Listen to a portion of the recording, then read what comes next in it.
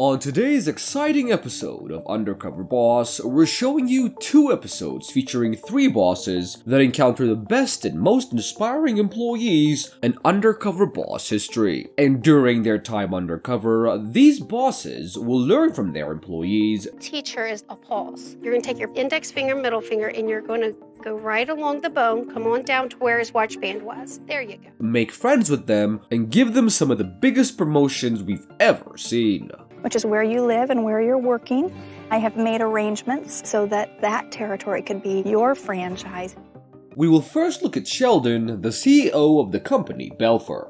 I am Sheldon Yellen, and I'm the Chief Executive Officer of Belfor. Operating in 29 countries around the globe, Belfor is the largest property restoration company in the world, providing post-disaster relief and reconstruction services after fires, hurricanes, and other natural disasters. Belfor has an annual revenue of $1.5 billion, making them the largest in their field. Belfor got into the restoration and insurance business in 1979 when Sheldon's father joined the company. And Sheldon joined the company in 1984, and he started working alongside his brothers when he was just 11 years old. At the time, the family was having major financial problems, so everyone pitched in with what they could. Belfor, as a company, has been doing good with their employees, and they didn't even cut off any employees or lower their salary during the financial crisis. This was a risky move to make for the company, and the company struggled financially during that time, but they pulled through and they did thrive again. Sheldon has always been a caring boss,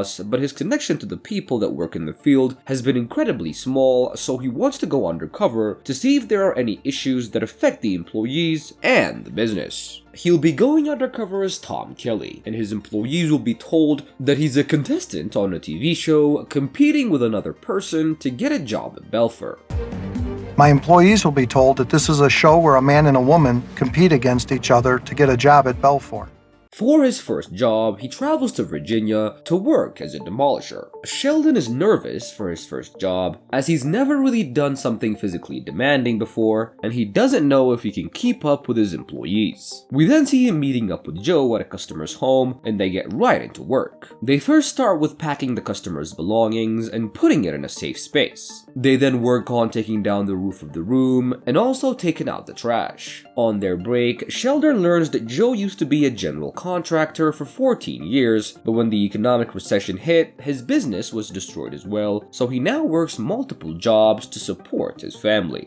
But you gotta maintain the debt. Then I kept buying into the home equity line to keep going. After the break, they go to finish taking down the wall and end their shift, and Sheldon did pretty well for his first job and is now more confident for the next one. The next day, he travels to Denver, Colorado to work as a carpenter. He meets up with Drew, and he first shows him how to drill a nail to a roof, and Sheldon then tries to use the power drill, but he couldn't even nail one hole. His grip wasn't strong enough, and the nail kept falling off the drill every time he tried to do it. This really frustrates him, and he starts complaining about the job. Drew, there's got to be a better way. This is stupid already. Hanging drywall is much harder than I ever imagined. We then see him putting on his first partition on his own and then going out for a break. The two then get to talk more as they have lunch, and Sheldon learns that Drew has actually a master's degree in business, but he has to do carpenting to pay off his student loans. You might think, why not get a job in his field, but since his student loans are so high, he can't really quit this job and look for another one because in his economy, he isn't sure that he's gonna find a good paying job before he goes bankrupt from his debts. I owe a lot. I pay over $500 a month. I mean, I can't take off of work to find other work. Drew also has new ideas on how to market the restoration business, but he's not quite confident yet to present it to his boss. After lunch, they go back to work, and Sheldon goes back to trying to nail a cabinet, and he again struggles and wants to quit, but Drew doesn't let him stop until he does it, and after a lot of struggle, Sheldon finally does. For his next job, Sheldon travels to Indianapolis, Indiana to work as a cleaner. He meets up with Brenda and she takes him on the road for an on-site work. Brenda is very friendly with the customers and the customers love her as well. I've been watching Brenda and her interaction with customers. She just eases into conversations. Her and Sheldon then do a pretty good job at cleaning and they then go out for a break.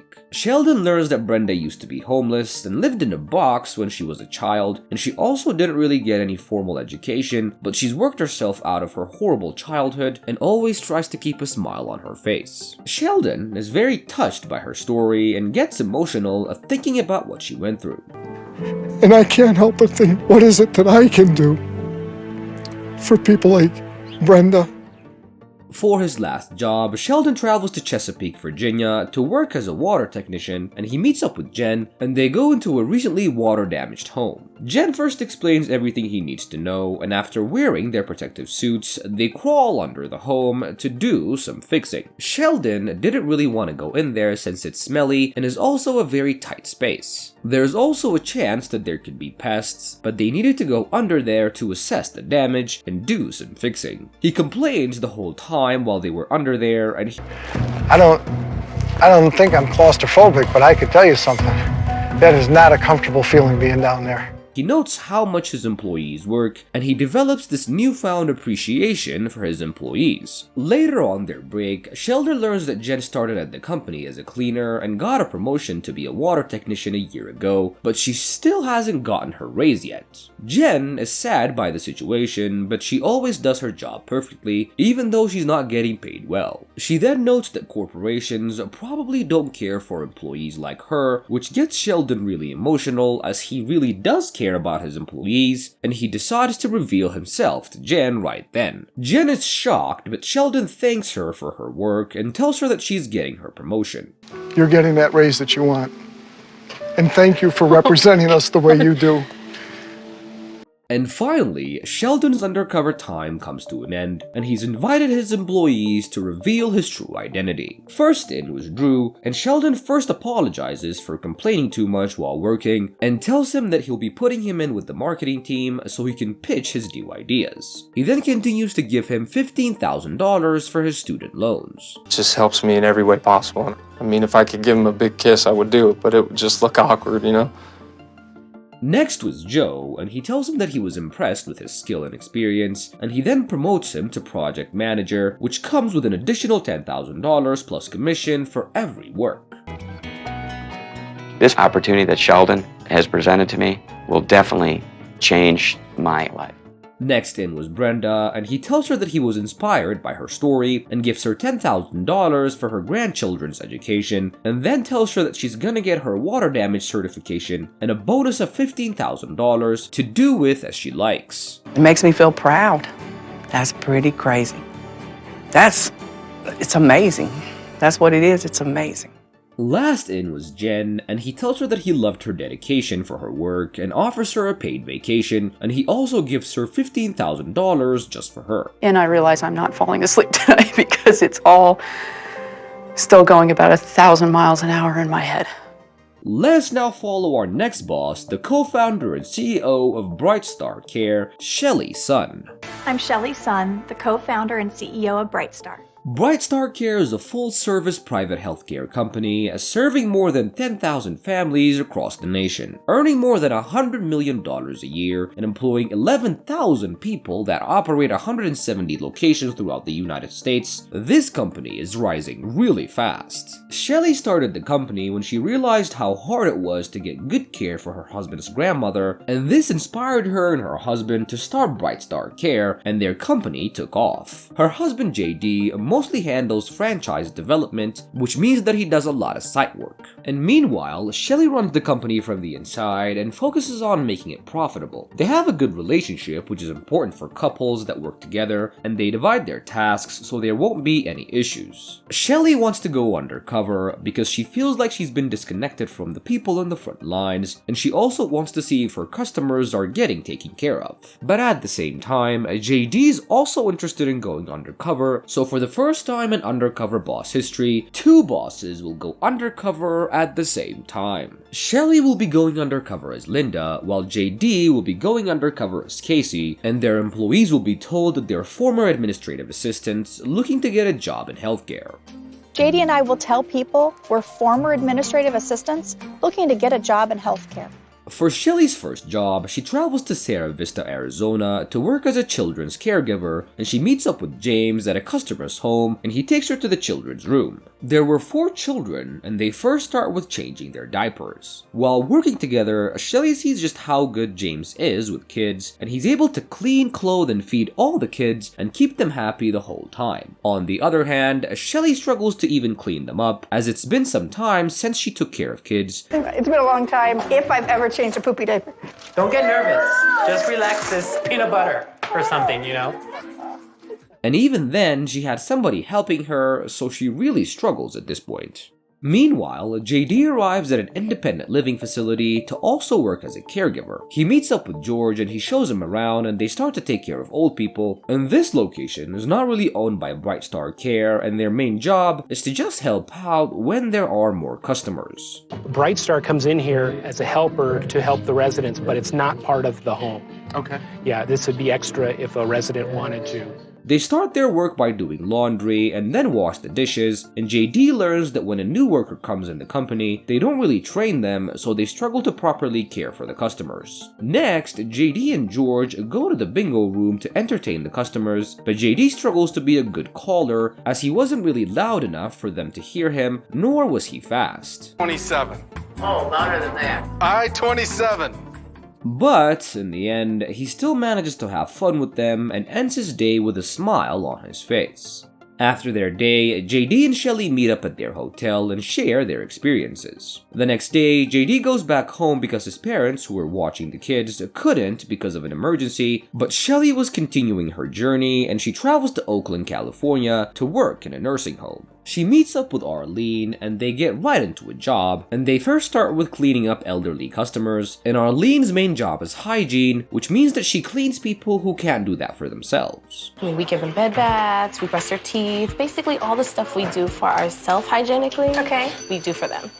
Arlene is also very friendly with her customers, and they love her as well, and this time, Shelly does a great job with her tasks, impressing Arlene. On their break, Shelly learns that Arlene is gonna go to school to become a registered nurse, and that she's also a single mother. Shelly also learns that BrightStar employees are not really respected in the hospitals because they're not full-time employees. I mean, she's just so focused on the future, making the best of her life. I mean, even from a very young age, I think she has a lot of interest in being an entrepreneur.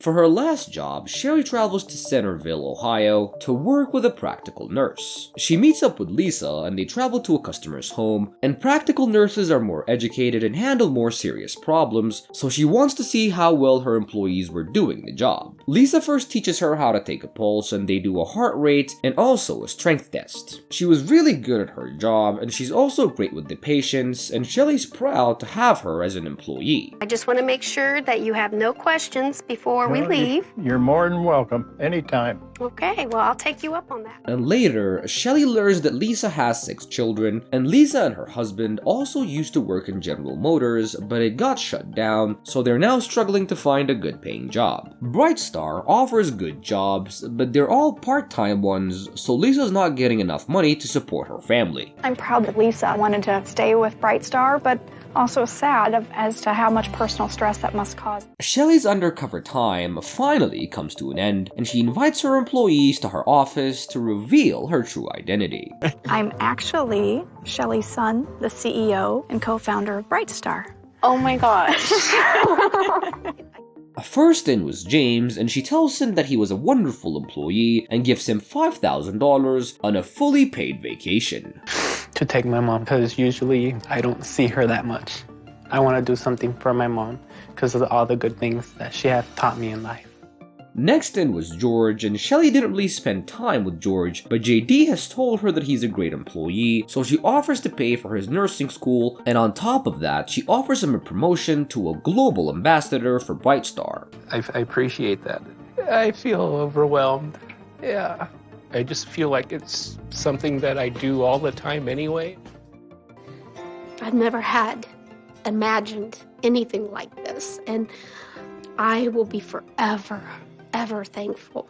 And she then offers her a franchise spot and offers to pay for a franchising fee. My life has changed drastically. I just want to jump for joy right now, I'm not gonna lie.